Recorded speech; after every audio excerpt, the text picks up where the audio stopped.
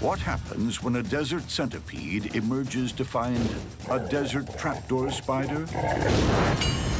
There will be bloodshed.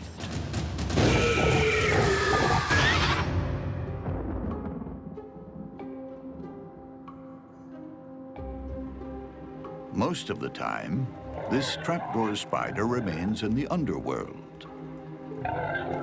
But some rain brings it into the open for a long-awaited drink. It's actually an amazing thing to see because so many animals have been waiting for the rain that you can literally watch animals come running out. And the trapdoor does the same thing, both to drink some extra water, but also just to make sure that her lines extending from the burrow are still in good shape. Trapdoors are home buddies. They're not going to go very far because they're relatively vulnerable away from their burrow. It's a rare outing, and something she's not too comfortable with.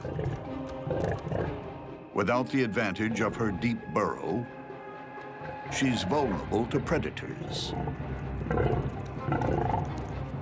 Even though the trapdoor spider is a relatively large spider and a terrifically efficient predator, they're not all that aggressive spiders. Many of the trapdoors stay underground. They're not partying spiders that get out and wander around a whole lot, but basically they're living fairly reclusive lives. It's reclusive because the desert trapdoor is an ambush specialist with two giant fangs that can pierce the toughest exoskeleton. Trapdoor spiders have quite large parallel fangs that strike down. It rears the front end of its body up and then strikes. The trapdoor invests a lot of effort in building its home, so it's going to stay there for most of its life. Desert trapdoor spiders are good hunters. The spider is sitting with its legs touching the different lines coming in and is essentially monitoring the situation around its burrow.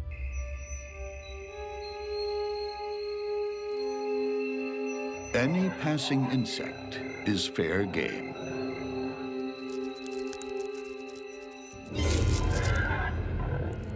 Gripped in an 8-legged vise, this cockroach stands no chance. Its body is ripped open, and the bug is turned into lunch. The trapdoor is a formidable killer. But tonight, the rains bring out another. An entire street gang rolled into one. The desert centipede. Desert centipede is the baddest of the bad. He's aggressive, fast, big, mean. He wanders the desert like a serial killer, looking for more victims to add to his list. With 42 legs and a body some 5 inches long, this desert centipede is the type other bugs cross the street for. This cricket has just made a fatal error. Out for water, it's left itself exposed. The desert centipede's super-sensitive antennae have locked on. The cricket is dead meat.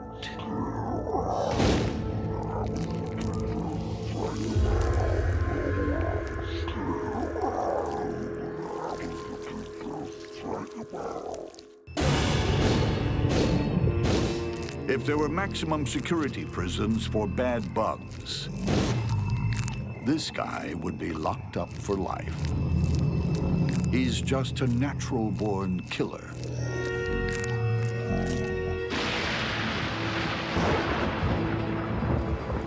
Rain has brought life back to this small patch of desert. It also brings death. As creatures emerge from their burrows to drink and hunt. After the rain is rush hour in Bug World. Everyone's out and about. And the most fearsome hunter of all is this desert centipede. With the power of a steam train and the bloodlust of a serial killer, they don't come more dangerous. Each foot is capped with a sharp spike that pins enemies in a death grip. Up front, two huge claws rip flesh and inject venom simultaneously. This guy's big weapon is his extremely potent venom, which he delivers with these unique modified legs that are claws dedicated to delivering venom. And there's rarely time to escape. Desert centipedes are pretty handy at pinning down their prey. They're like an entire team of wrestlers in one animal. They wrap around, hold it immobile, and then deliver their venom with a single bite. This desert thug also has incredible senses.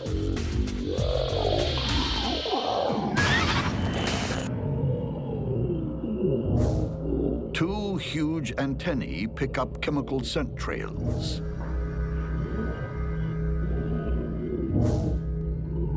They have this extraordinary ability to follow a chemical trail ruthlessly, persistently. Once they find it, then they attack. Brute strength, vice grip, smashing claws, deadly venom. It's unstoppable. Or is it? Will the desert trapdoor spider withstand an all-out assault? It's showdown time.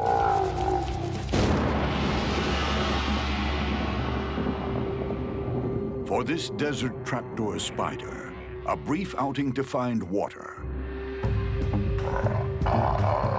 lights a chemical fuse, burning all the way to a big bang. Like a heat-seeking missile, the centipede locks on. The trapdoor remains in its preferred ambush position.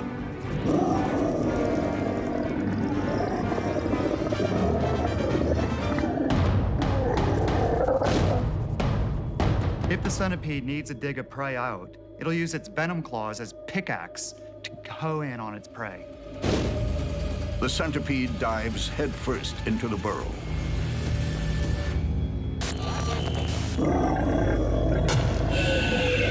Venom claws smash into the spider's body.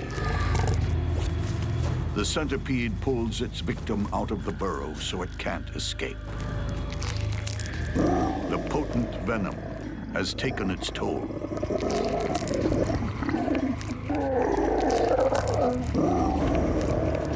Using his claws like steak knives, the desert centipede never eats slowly.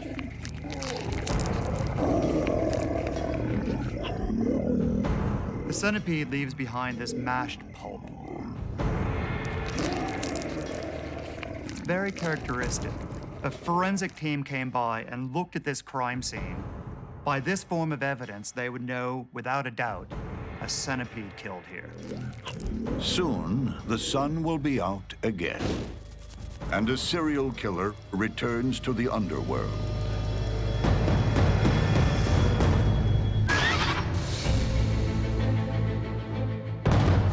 In a bug war, there's always an element of surprise. Mass attack can overwhelm superior weaponry. Fast moves can foil brute force. Smart thinking can overcome sophisticated armaments. And a home advantage may be no help at all. In the world of monster bugs, a quick death is the best you can hope for.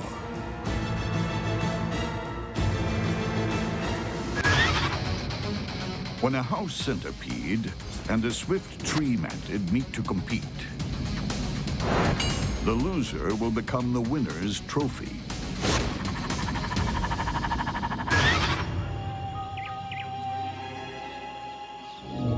This is a house centipede. A lean, mean killer with just 3 speeds. Stopped, fast, and faster. With 30 legs to propel itself. It's the bug equivalent of an Olympic track and field team rolled into one. The front legs are relatively short, the hind legs are relatively long, so the legs don't trip over one another as they're running this fast. When the house centipede feels the need for speed, it covers up to 16.5 inches of ground every second. That's like a human sprinting at 42 miles per hour. It's a unique design where even a couple of spare limbs are put to good use. The centipede has venom claws. These are evolutionarily modified front legs that are sickle-shaped organs that are extremely flexible and are able to inject venom into the prey, plus help tear it apart. But deadly venom and lethal speed are useless unless you can see where you're going. These centipedes have huge compound eyes. It's clear that they're using vision to track their prey, and this might be related to the speed at which they're chasing. This cockroach would do well to run for its life. But you can't outrun a gold medal sprinter.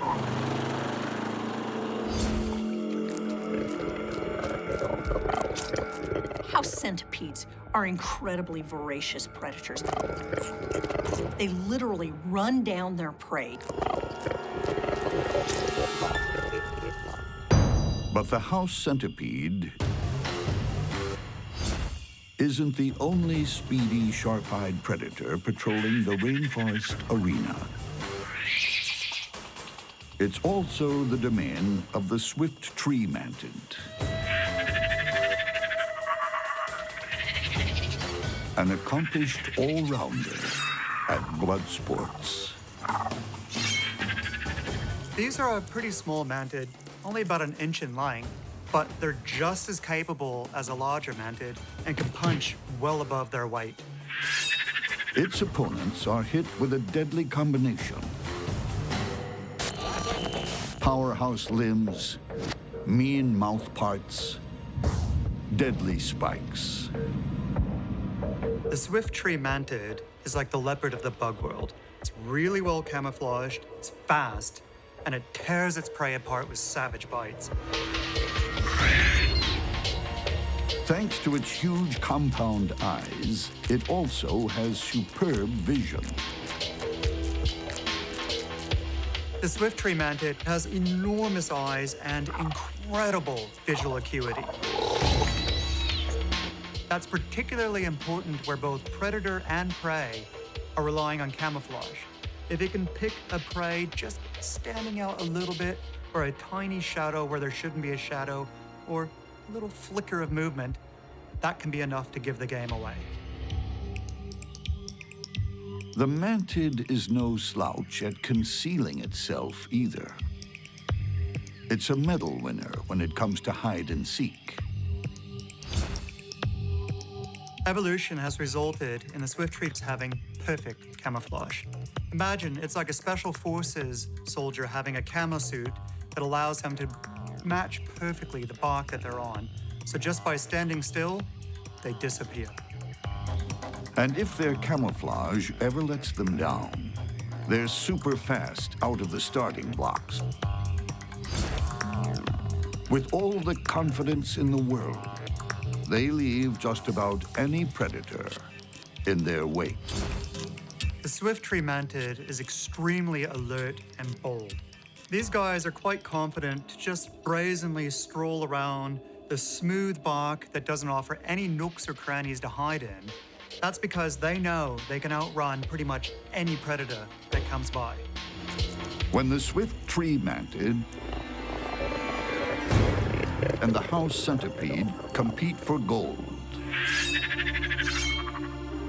this is winner takes all. Deep in the rainforest arena, two cold-blooded killers are about to slug it out for the gold medal in combined blood sports.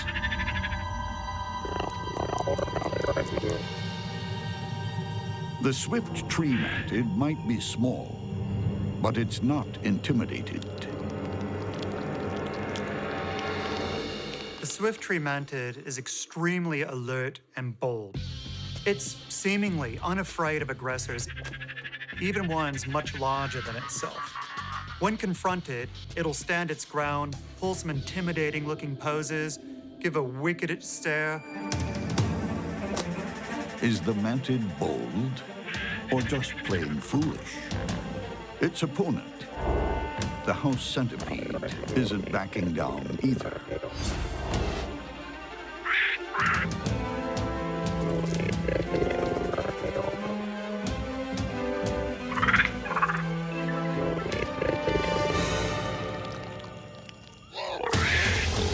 The mantis strikes first.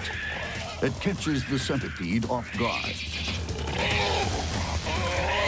But the bigger centipede counters and stabs the mantid with its venom claws.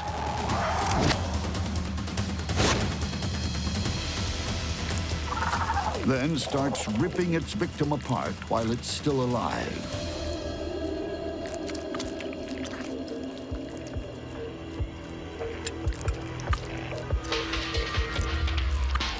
The mantid's insides get sucked up like a sports drink.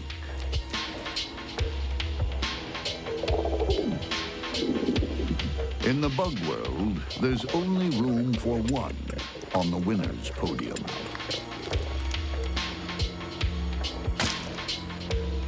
There are no silver medals.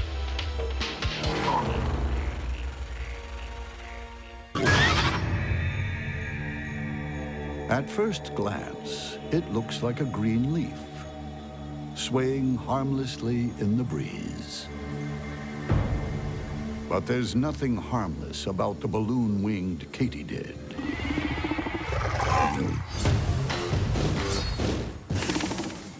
The simplest way to describe the balloon-winged katydid is that it's a mobile leaf with razor-sharp jaws.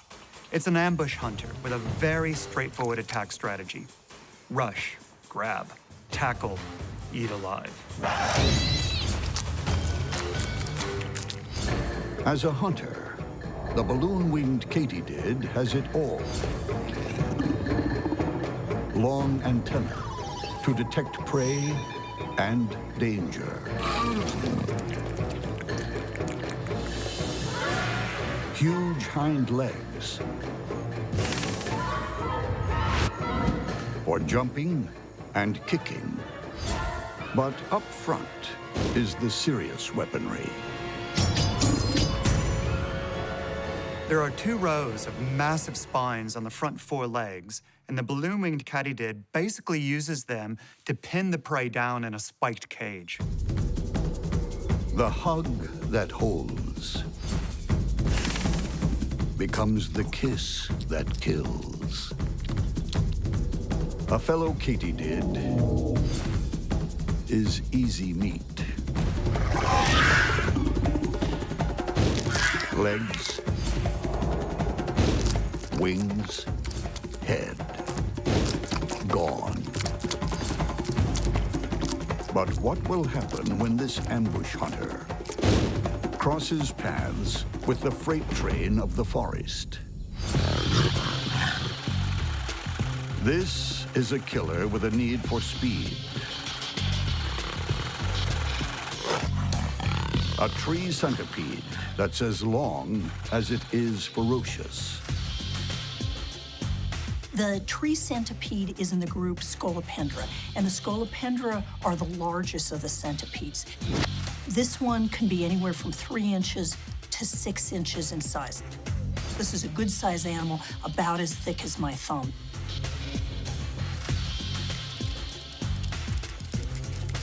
The tree centipede has 21 pairs of pointy legs to grip any surface and any prey, plus 1 pair of venom claws that plunge into its victims' bodies, injecting fatal neurotoxins.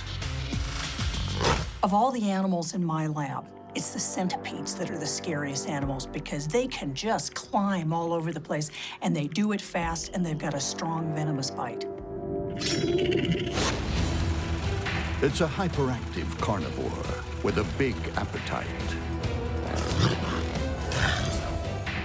So a large katydid should be an easy snack, but don't count on it.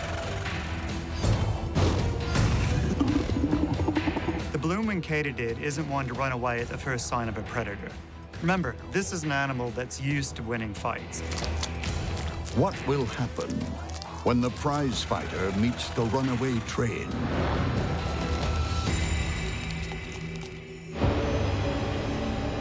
Of all the bugs in this habitat, these are 2 of the baddest. A lot of katydid species are herbivores or omnivores, but this species specializes in eating other living animals. He'll have a go at anything his own size. A centipede is really not an animal that any other arthropod wants to encounter. Heck, it's an animal that a whole lot of vertebrates wouldn't want to encounter. Tonight, the balloon-winged katydid is out looking for dinner. So is the tree centipede. And it's picked up a katydid's chemical signal.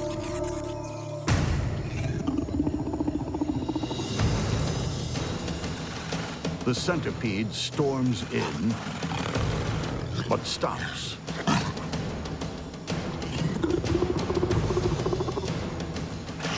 The katydid backs off. It's all the hesitation the tree centipede needs. If it's a large prey item, they will literally wrap around. Their back end is capable of holding on to the prey, so they're both wrapping and grabbing with front and back end. Powerful animal. With one trademark blow from its venom claws, the centipede delivers the knockout. The tree centipede is venomous enough that it has a big effect on essentially anything that it bites, everything from invertebrates to vertebrates. It's a strong, potent venom. The katydid is alive, but helpless. Its savage mandibles and spiky legs are useless. The centipede's powerful jaws now go to work. Ripping, tearing, feeding. Centipedes are voracious predators. By the time she's finished with this katydid, there's nothing left. In Hollywood, the underdog often wins. But when Mother Nature's writing the script, there's usually a sting in the tail.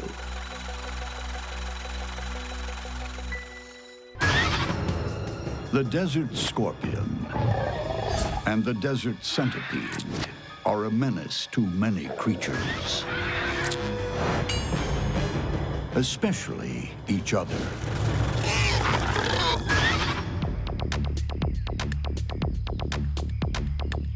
If you want to survive in a hostile habitat, you'd better be made of tough stuff. And they don't come tougher than the desert scorpion and its superb fighting weaponry. Two main things that scorpions have that are unique to scorpions. First, they have a stinger at the base of their tail that has quite a potent venom. In addition, their palps have been modified into pinchers. Scorpions come in two packages: small pincers and a big stinger, or, like the desert scorpion, a smaller stinger and monstrous fighting claws. Like top cage fighters, they save themselves for the main event. A desert scorpion doesn't waste an ounce of energy. Scorpions have a very, very low metabolic rate. It's been compared to the metabolic rate of a radish seed, and it's just incredibly low. With this low metabolism, they don't need to eat that often. So they may only capture prey on the order of once a year. But when they do, they're serious eaters. Those huge extended pincers grab their prey in a vice-like grip. But they're not the only claws. Modified mouth parts mash up the fresh meat and shovel it in. Not all opponents are quite so obliging. Tonight, the desert scorpion encounters an equally brutal fighter. The desert centipede. If you're a bug, there's a few creatures you do not want to mess with. This is one of the most effective killers of the entire arthropod world. One of the speediest on the Bug World fight card. The desert centipede's 42 feet are fast and deadly. Every one of the centipede's feet is tipped with a very sharp spike, and this allows them to traverse any kind of terrain: soil, rocks, tree trunks, or even grass. At top flight, only 3 or 4 legs are supporting the entire body, so they're like a venomous hovercraft. At the front end are 2 vicious venom claws that inject toxins that ravage its victim's major organs. So like its scorpion opponent, the centipede too can finish off a fight with a lethal injection weapon. But they can also use it to rip the prey apart, so they're sort of a biological Swiss Army knife. And post-kill, every piece of weaponry is restored to fighting condition. So afterwards, it gently and carefully cleans its venom claws in every single leg. This is like a hitman lovingly cleaning the blood splatter off his gun so that everything's ready for the next hit. The desert centipede is also a clever fighter, a master of illusion. The rear end of the centipede looks very similar to the front end of the centipede. So when it's stationary, another animal can't tell where's the head or what direction it's going to move in. It's a very clever bit of natural deception. Until the centipede moves, its prey never knows if it's coming or going, or which end of this predator will deal it a death blow.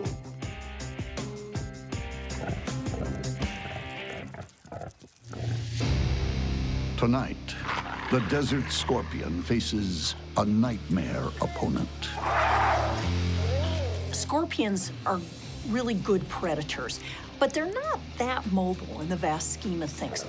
Compare this to the freight train of a centipede. These guys are really zippy, they're strong, and unless they're a whole lot smaller than that scorpion, I think the centipede has to win. On the rocky desert floor, 2 menacing night fighters are about to go head-to-head. Size, speed, and tactics will matter. And both have the fight skills to finish each other off. The desert centipede sizes up the scorpion with its antennae.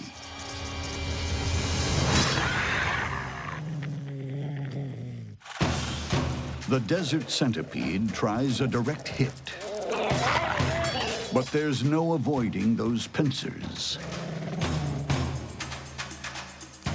The centipede storms in again, a frontal attack.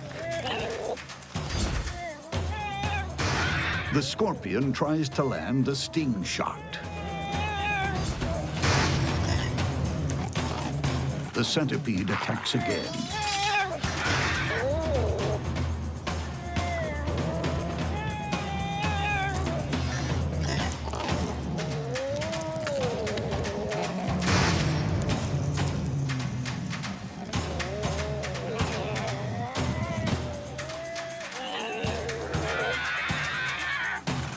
The scorpion tries to run, but the centipede has it by the tail.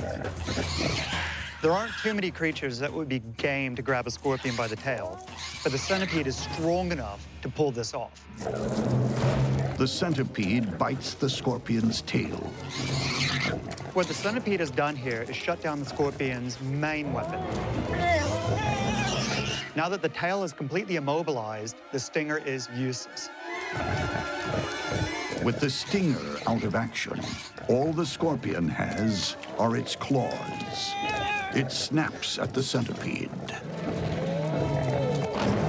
Desert centipedes are pretty handy in wrapping up their prey. They'll use their entire body and all their legs to hold the prey perfectly in place while it delivers its venom. The centipede climbs over its victim's back and sinks in its venom claws. It's a knockout and submission hold all in one. But in this cage fight, there's no tapping out.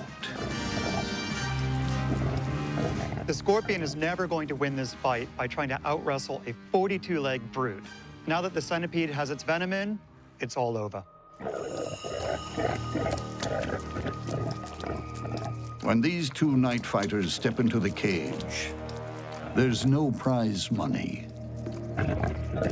But you do get to eat your opponent.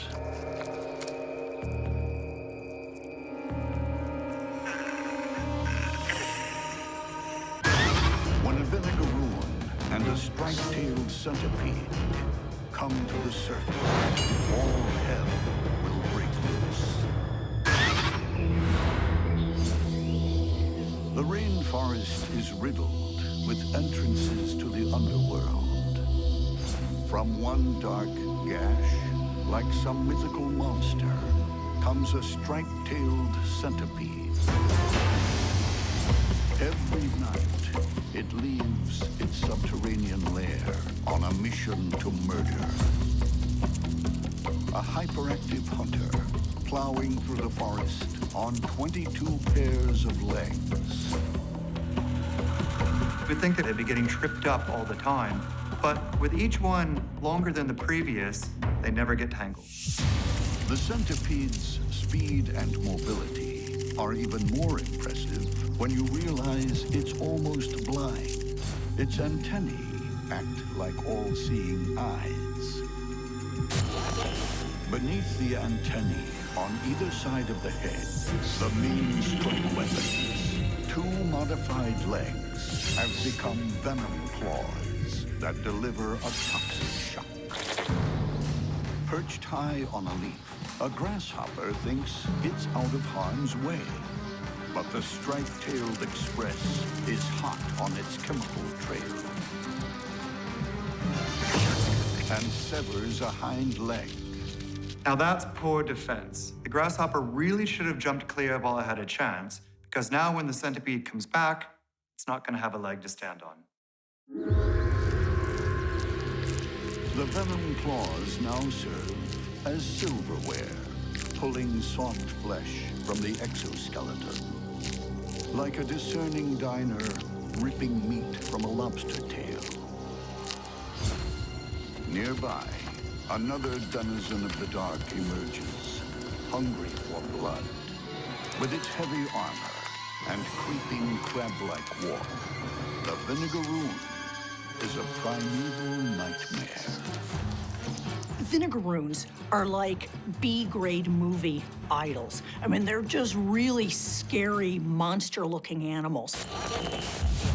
Massive pedipalps, ending in crude pincers, grab prey in a merciless embrace, then crush it against serrated armor plates. Like all arachnids, the Vinegaroon has 8 legs, but only 6 are used for walking. The first 2 are sensors that the Vinegaroon taps around like a blind person's cane. Its heavy armor is enough to deter most predators. If that doesn't work, the Vinegaroon mounts a reeking rearguard action. They've got a gland at the base of their tail that is capable of spraying what's essentially vinegar as much as 3 feet away. They're able to move their tail around, aim it toward the predator, and then spray this mix of acetic acid and caprylic acid. It breaks down an invertebrate's exoskeleton.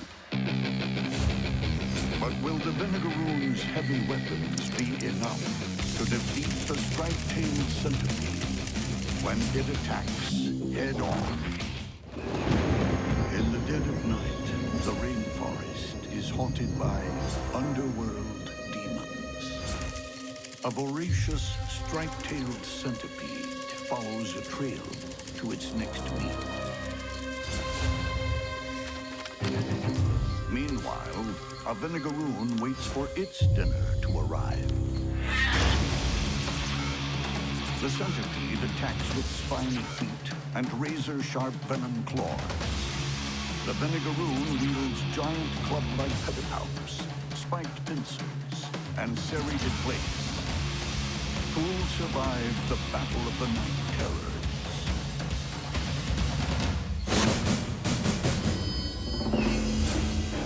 The centipede charges in like a hungry locomotive. But the Vinegaroon grabs first. The centipede lashes its body around. Venom claws looking for a way in. This centipede is tough, but this Vinegaroon has it in a really, really tight grip in the pedipalps. It's almost like being caught in a nutcracker. Oh, that's gotta hurt. Even if the centipede manages to get away, he's going to have a terminal headache, and I don't think he's going to get very far.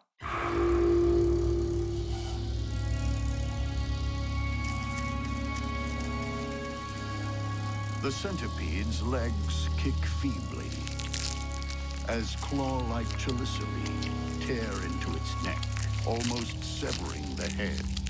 Regurgitated digestive juices flood the wound, transforming solid flesh into centipede soup. So it seems that the old adage of live by the sword, die by the sword is just as applicable to the bug world as anywhere else. The Vinegaroon savors its victory, ferrying its dead foe back to the underworld.